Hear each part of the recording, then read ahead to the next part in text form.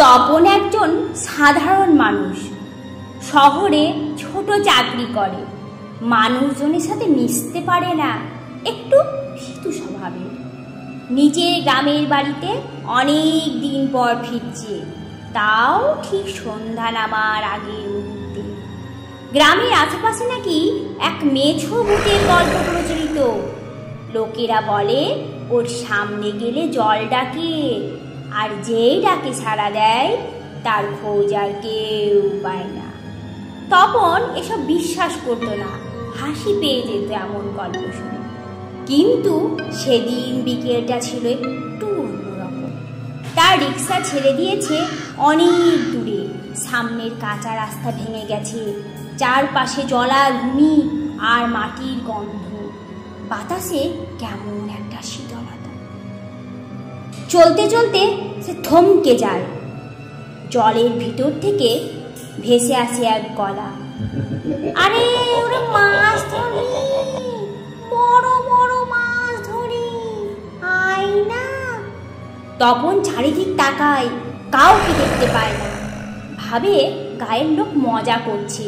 কিন্তু গলা আবার আসে, এবার একটু কাছে, এইখানে রে, আয়, মিঠা মাছ, তাজা মাছ, তোর ভাগের মাছ আছে রে।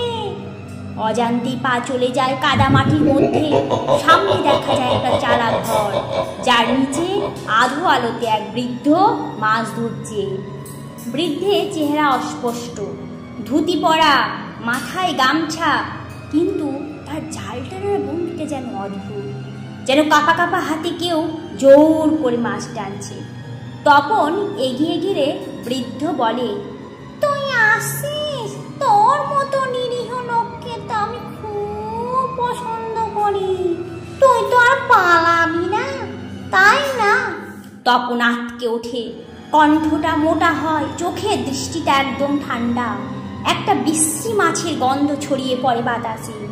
হঠাৎ বৃদ্ধের মুখ হেরে যায় পাশে, চামড়া ছিঁড়ে পড়ে, চোখের পাতা নড়ছে না, কণ্ঠে পানির গলা গলা আওয়াজ।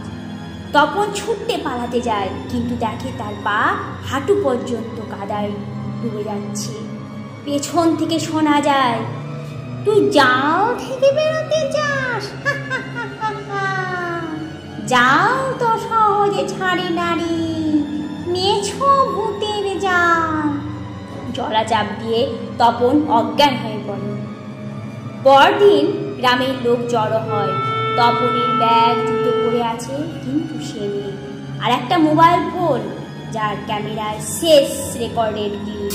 তপন নিজেই হেসে বলছে, এই যে ওখানে লোকটা মাছ ধরছে, ও ডাকছে আমায়, কিন্তু ক্যামেরায় কোন